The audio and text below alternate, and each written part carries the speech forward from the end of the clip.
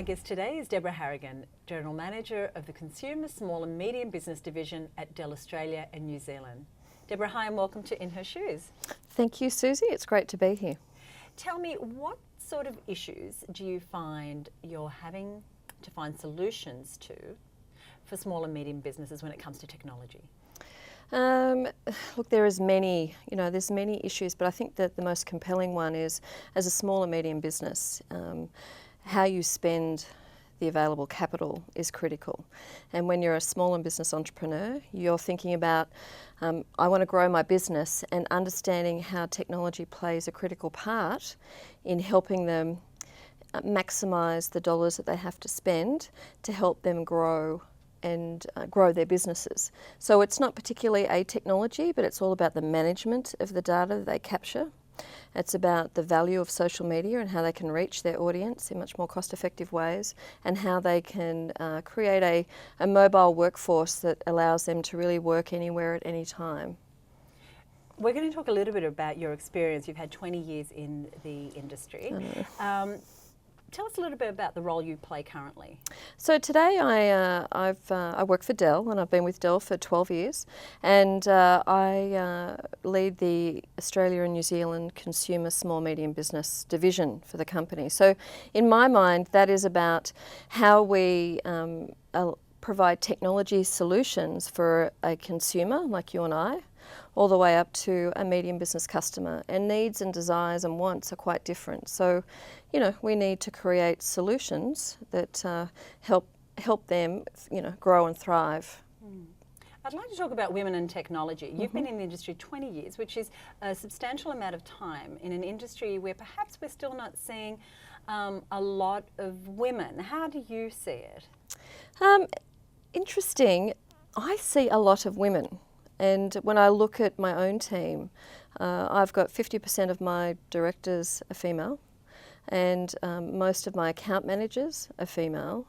But what I don't see is the progression of women from middle management to executive management. And when you walk into the boardroom, you tend to be, the only woman in the boardroom. And I suppose the question really is, why do women choose to, not progress their careers further? And when I sit down and I think about it, it's, we, most of us have families, and it's balancing the needs and the desires of family and your career aspirations. And I suppose what I like about Dell is that, work and family can integrate quite well, which allows you to really,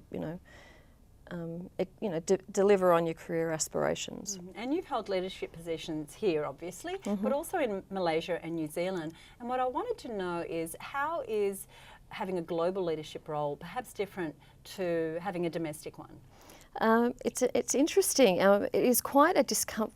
The initial, when you initially start the role in a new country, you don't know what you don't know.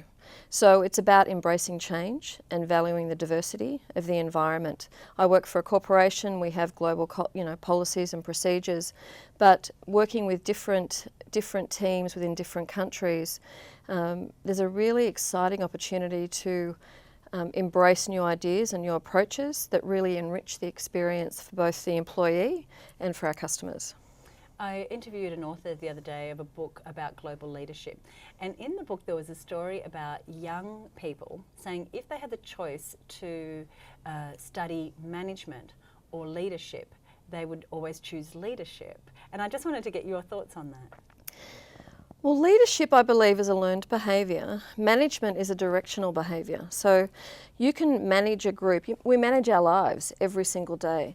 But to inspire and encourage and support and develop our teams to be the best they possibly can be, and our people, that's, to me, is the difference between leadership and management. One of the things that I've read in your biography is that you encourage others to take risks with self-belief and to achieve what they consider impossible. So going on from what you just said, tell us about that quote. Okay, well, look, as you said, I've been in the industry for 20 years, but You know, my education, I left school when I was 16. I started in the health field, in the government field, and you know, based on statistics, I really shouldn't be in the role that I have today.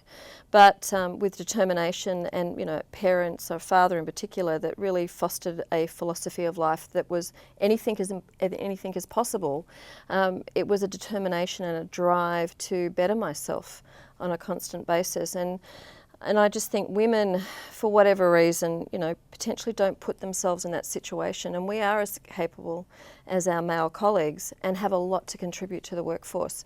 And my motivation now is I've got a 13-year-old son, and if we're ever going to shift the balance and really embrace the gender diversity topic, then education has got to start at home, and I want my son to see me as a great role model for, you know, the value that women can bring to the workplace.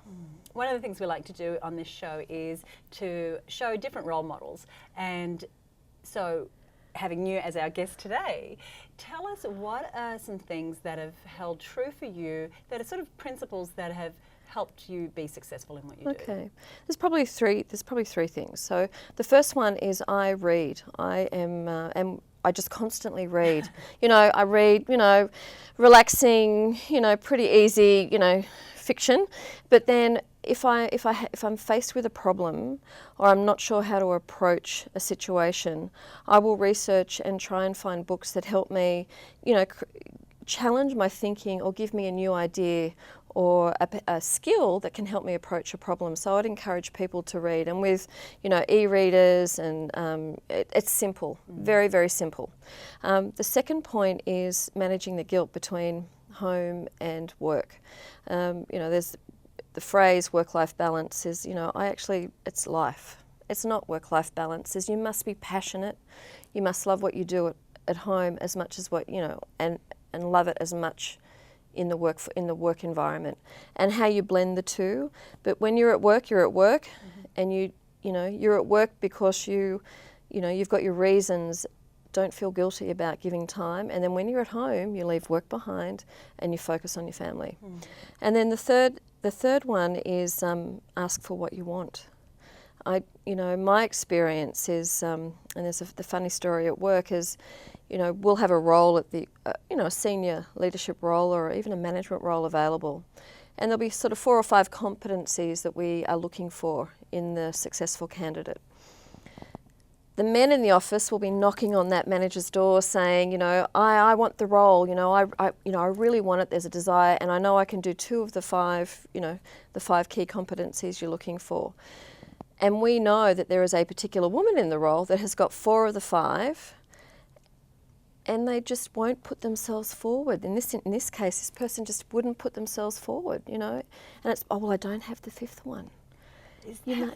And it's, well, hang on, you know, if you had the 5th one, we wouldn't want you for the role, you know, so apply for the role and we'll give you the role and you'll do a great job and you'll continue to develop. So ask for what you want. Deborah, thank you so much for joining us. It's been a pleasure. Thank you, Susie.